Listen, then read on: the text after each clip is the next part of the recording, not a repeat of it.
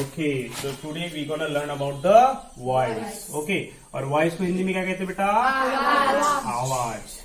अब मैंने आपको बताया कि आवाज, आप किसी भी सेंटेंस को, वाक्य को आप 2 या 3 तरीके से भी बोल सकते हो।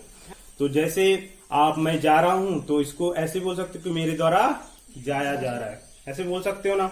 मतलब अर्थ तो दोनों का सेम ही हुआ ना, वो जाने का काम कर रहा है, उसके द्वारा जाया जा रहा है, दोनों का अर्थ क्या है? सेम। मगर बोलने का तरीका क्या हो गया? चेंज हो गया। तो वॉइस क्या होते हैं? 2 टाइप्स के होते हैं। एक होता है आपका एक्टिव वॉइस, एक होता है आपका एक्टिव वॉइस, और दूसरा होता है आपका पेसिव वॉइस। गॉट इट और नो? एक्टिव वॉइस को शॉर्ट में हम एवी लिखते हैं और पेसिव वॉइस को शॉर्ट में हम पीवी लिखते हैं। अब देखो, एक्टिव वॉइस का स्ट्रक्चर सबसे पहले क्या आता है? सब्जेक्ट। उसके बाद क्या आती है? हेल्पिंग वर्ब, है ना। उसके बाद क्या आती है? मेन वर्ब, और उसके बाद क्या आता है? ऑब्जेक्ट। क्या आता है? ऑब्जेक्ट। अब क्या, जब आप पेसिव वॉइस में आप सेंटेंस को चेंज करोगे तो ऑब्जेक्ट का क्या हो जाएगा? सबसे पहले सब्जेक्ट क्या हो जाएगा? मतलब ऑब्जेक्ट क्या आ जाएगा सबसे पहले। उसके बाद क्या आएगा? Helping verb. उसके बाद क्या आएगी? मेन वर्ब की थर्ड फॉर्म। गॉट इट और नॉट?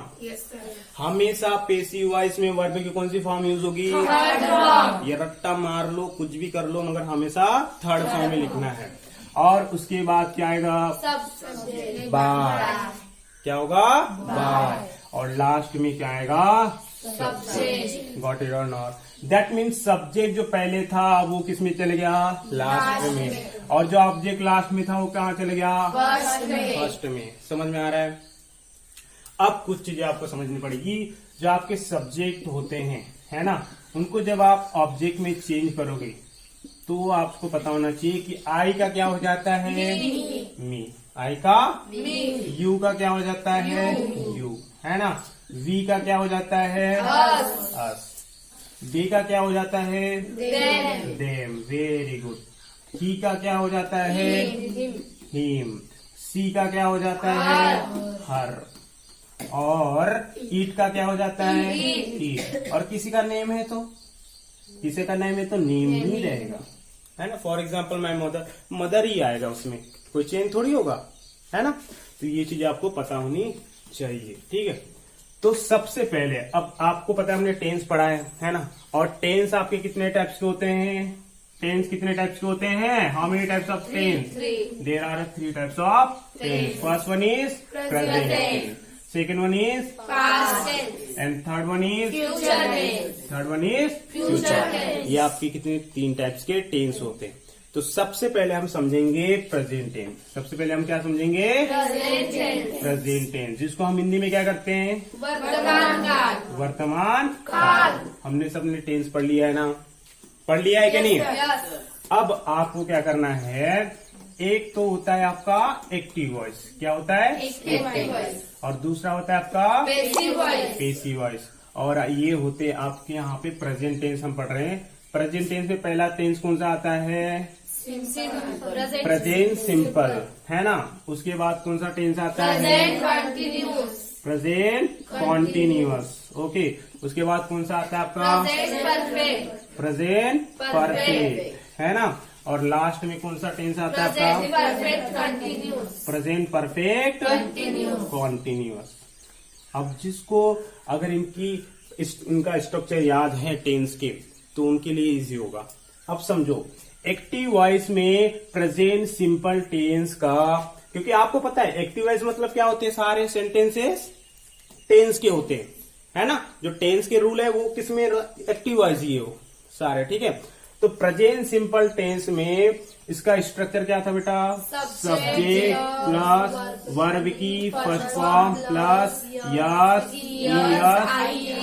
आईएस प्लस ऑब्जेक्ट था क्या? नहीं? और निगेटिव में क्या था? निगेटिव में क्या था? Subject plus do oblique does plus verb. Very good, very good. Not plus verb की फर्स्ट फॉर्म प्लस ऑब्जेक्ट था क्या? नहीं? मतलब इसमें हेल्पिंग वर्ब कौन सी थी? डू ऑब्लिक डस थी ना। अब जब एक्टिव वॉइस का आप जब पेसिव बनाओगे तो आपको पता है कि सब्जेक्ट बाद में चले जाता है और ऑब्जेक्ट पहले आता है ना। तो इसका स्ट्रक्चर पेसिव वॉइस में क्या बनेगा, प्रेजेंट सिंपल के लिए पेसिव वॉइस का स्ट्रक्चर क्या बनेगा, अफर्मेटिव का सबसे पहले क्या आएगा, ऑब्जेक्ट। उसके बाद क्या आएगी, हेल्पिंग वर्ब। क्या आएगी, हेल्पिंग वर्ब। अब इसमें याद रखना कि हेल्पिंग वर्ब कौन सी आएगी। इसमें हेल्पिंग वर्ब आएगी एम, इज, आर। समझ में आ रहा है? Yes. उसके बाद आपकी वर्ब की कौन सी, मेन वर्ब की कौन सी फॉर्म यूज होगी, third form. Always use verb की थर्ड फॉर्म, मेन वर्ब की third form in the passive voice. Okay, उसके बाद क्या आएगा, plus by and last one is subject, मतलब सब्जेक्ट लास्ट में आ जाएगा।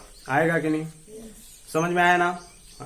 अब इसके बाद देखो प्रेजेंट कॉन्टिन्यूअस टेंस, और प्रेजेंट कॉन्टिन्यूअस टेंस का स्ट्रक्चर क्या था, subject plus am is are plus verb की फर्स्ट फॉर्म के साथ आईएनजी प्लस ऑब्जेक्ट। ये था ना।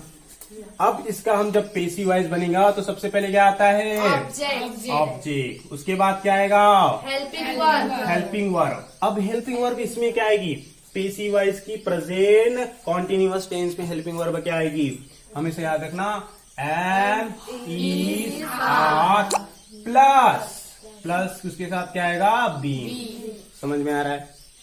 उसके बाद क्या आएगा, बाय प्लस मेन वर्ब की third form plus by and last one is subject.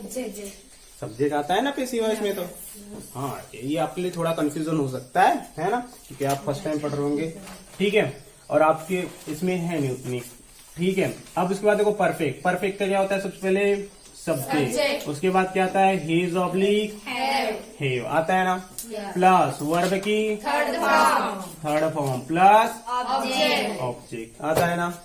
अब इसका जब हम पेसिव वॉइस बनाएंगे तो इसका स्ट्रक्चर क्या होगा, सबसे पहले क्या आएगा, ऑब्जेक्ट आएगा ना।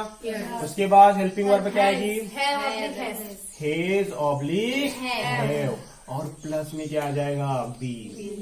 समझ में आ रहा है? अब उसके बाद वर्ब की थर्ड फॉर्म, मेन वर्ब की थर्ड फॉर्म प्लस क्या आएगा, सॉरी हाँ, by plus subject. Sorry, okay. अब next one is perfect continuous tense. अब ये एक्चुअली में बहुत रेयरली यूज होता है, बट आपको इसका रूल पता होना चाहिए, स्ट्रक्चर पता होना चाहिए। बहुत कम होता है, रेयरली यूज होता है, ठीक है। सबसे पहले इसमें क्या आता है बेटा, subject plus has oblique have plus be plus के साथ ING plus object plus since oblique for plus time. Very good. अब जब हम इसका पेसिव वॉइस बनाएंगे तो सबसे पहले क्या आता है, object plus has oblique have plus be. Okay, so अब कुछ हम एक्सरसाइज करते हैं, ठीक है। So first one is, I just say my mother loves me. My mother loves me, that mean मेरी मम्मी मुझसे प्यार करती है ना। तो ये कौन सा टेंस है, किसको पता है, ये कौन सा टेंस है, प्रेजेंट सिंपल टेंस। ओके, और आपको पता है कि सारे जो सेंटेंसेस होते हैं वो कौन से वॉइस होते हैं, एक्टिव वॉइस, है ना। अभी एक्टिव वॉइस है, अब जब इसको हम पेसिव वॉइस में चेंज करेंगे तो सबसे पहले क्या आएगा, क्या आएगा, ऑब्जेक्ट। और ऑब्जेक्ट क्या है इसमें, मी, और मी ऑब्जेक्ट है तो मी का क्या हो जाता है, सब्जेक्ट आई, क्या हो जाता है, अब इसके बाद क्या लगती है, हेल्पिंग वर्ब। इसके बाद क्या लगती है, हेल्पिंग वर्ब, और helping verb according to the subject लगती है। जब यहाँ पे आई आ गया तो सब्जेक्ट प्लस हेल्पिंग वर्ब कौन सी आती है इसमें, एम इज आर। कौन सी आती है, एम इज आर। और आई के साथ कौन सी हेल्पिंग वर्ब आती है, एम। तो क्या आएगा, एम। अब उसके बाद मेन वर्ब की कौन सी फॉर्म आती है, third form. Always use verb की थर्ड फॉर्म, है ना, मेन वर्ब की थर्ड फॉर्म। यहाँ पे कौन सी वर्ब है, लव। लव मतलब प्रेम करना, ठीक है। अब लव है, और लव की थर्ड फॉर्म क्या होती है, है ना। अब उसके बाद क्या आता है? बाय। और इसके बाद सब्जेक्ट लास्ट में ऑब्जेक्ट हो जाता है। तो ऑब्जेक्ट यानी सब्जेक्ट क्या है इसमें? My mother. तो ऑब्जेक्ट क्या हो जाएगा? बाय माय मदर, है ना। तो I am loved by my mother, loved बोलते इसको, ठीक है। तो I am loved by my mother, ठीक है। अब कुछ एग्जाम्पल, दूसरा एग्जाम्पल। अब अच्छा ये बताओ, ये तो अफर्मेटिव में हमने अफर्मेटिव पेसिव वॉइस बनाया। ये कौन सा सेंटेंस बनाया हमने? Affirmative passive voice. अब इसका हम नेगेटिव पेसिव वॉइस भी तो बना सकते हैं ना? बना सकते हैं क्या? नहीं। और जब नेगेटिव पेसिव वॉइस बनाना है तो हम क्या लगा देते हैं? I am not loved by my mother. बना सकते हैं। क्या हम इसका इंट्रोगेटिव पेसिव वॉइस भी बना सकते हैं? बना सकते हैं ना। तो क्या हो जाएगा? I loved by my mother. और लास्ट में क्या आएगा? Question mark. और last one is negative plus interrogative. तो इंट्रोगेटिव, नेगेटिव प्लस इंट्रोगेटिव में क्या आएगा? I not loved by my mother. Are you getting or not? Okay, है ना। अब कुछ दूसरा सेंटेंस, है ना। जैसे मैं बोला हम अंग्रेजी सीख रहे हैं, तो क्या बोलेंगे? We are learning English. We are learning English. अच्छा, अगर मैं इसका ये बोलूं कि मैं, आप ऐसा भी दे देगा कि उसको आपको अफर्मेटिव में दे देगा सेंटेंस और उसको बोलेगा डायरेक्ट कि आप उसको इंट्रोगेटिव पेसिव वॉइस में चेंज करो, नेगेटिव पेसिव वॉइस में चेंज करो, तो आप कर सकते हो ना? इस तरह कर सकते हो क्या? नहीं। अच्छा, अब इसका अफर्मेटिव एक पेसिव वॉइस क्या होगा? अफर्मेटिव पेसिव वॉइस क्या हो गया? इंग्लिश। तो क्या आएगा? इंग्लिश। सबसे पहले ऑब्जेक्ट पहले आता है इसमें, उसके बाद आर। ये कौन सा टेंस है? पहले पता होना चाहिए टेंस, और उसके बाद स्ट्रक्चर। कौन सा टेंस है? Present continuous tense. और प्रेजेंट कॉन्टिन्यूस में पेसिव का जब हम बनाते हैं तो उसमें आर के साथ क्या आ जाता है? बी। क्या आ जाता है? बी। अब आर ये क्या है? सब्जेक्ट। तो हम लोग हेल्पिंग वर्ब जब लगाएंगे तो हेल्पिंग वर्ब किसके अकॉर्डिंग लगाते हैं? सब्जेक्ट। तो इंग्लिश किसी सब्जेक्ट का नाम है, यानी कौन सा है? सिंगुलर। और सिंगुलर के साथ में कौन सी हेल्पिंग वर्ब आती है? इज। आएगा क्या? नहीं, है ना। इंग्लिश इज, और मेन वर्ब क्या है? लर्न। और लर्न की थर्ड फॉर्म होती है लर्न, ठीक है, लर्नट। अब इसके बाद क्या आता है? बाय। क्या आएगा? बाय, है ना। और उसके बाद लास्ट में क्या आता है? सब्जेक्ट का ऑब्जेक्ट। तो वी का क्या बन जाता है? क्या बन जाता है? Are you getting my point और नॉट? उसके बाद निगेटिव। तो निगेटिव क्या बनेगा इसका? English is not learn by us. Okay, next is interrogative passive voice. तो इंट्रोगेटिव पेसिव वॉइस में सबसे पहले क्या आएगा? सॉरी, हाँ ये आएगा। Is English learned by us. और लास्ट में क्या आएगा? Question mark. And last one is negative plus interrogative का पेसिव वॉइस, है ना। तो सबसे पहले क्या आएगा? Is English not learn by us. और लास्ट में क्या आएगा? Question mark. Are you getting one point और नॉट? अब आपको मैं कुछ सेंटेंसेस दे रहा हूँ जो आपको उसके पेसिव वॉइस बनाने चारों, ठीक है? Are you getting? ओके।